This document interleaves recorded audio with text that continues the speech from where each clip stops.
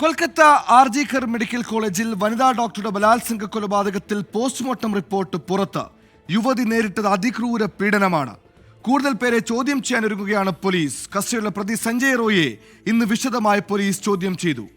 RG Kar medical college principal Sandeep Ghosh രാജിവെച്ചു.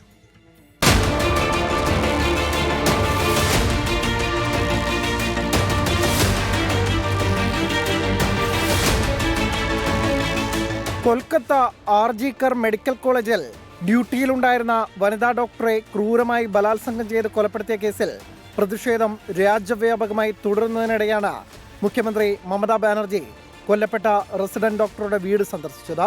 എത്രയും വേഗം നീതി ഉറപ്പാക്കുമെന്ന മമത ഡോക്ടറുടെ കുടുംബത്തിന് ഉറപ്പ് നൽകി.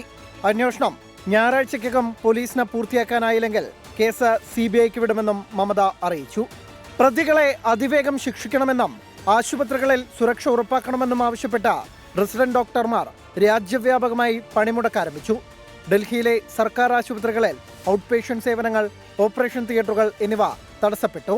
കേരളത്തിലും ഒരു പെൺകുട്ടിക്ക് നേരെ അറ്റാക്ക് ഉണ്ടായത് നമുക്ക് ഓർമ്മയുള്ളതാണ്.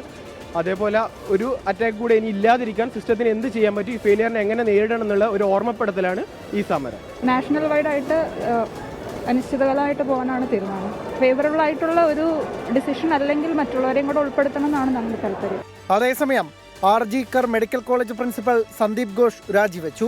സമൂഹ മാധ്യമങ്ങളിലൂടെ അപമാനിക്കപ്പെടുന്നുവെന്നും മരിച്ച വിദ്യാർത്ഥി സ്വന്തം മകളെപ്പോലെയെന്നും സന്ദീപ് ഘോഷ് പ്രതികരിച്ചു. കേസിൽ ആർജിക്കർ മെഡിക്കൽ കോളേജിലെ 4 റെസിഡന്റ് ഡോക്ടർമാരെ പോലീസ് ചോദ്യം ചെയ്യും. കുറ്റകൃത്യം നടന്ന സമയത്ത് മെഡിക്കൽ കോളേജിന്റെ 4ാം നിലയിലുണ്ടായിരുന്നതായി CCTV ദൃശ്യങ്ങളിൽ കണ്ട 4 പേരെയാണ് ചോദ്യം ചെയ്യുക. കേസിൽ റിമാൻഡിലുള്ള പ്രതി സഞ്ജയ് റോയിയെ കുറിച്ചുള്ള അന്വേഷണം തുടരുന്നതായും പോലീസ് അറിയിച്ചു. 24 ഡൽഹി.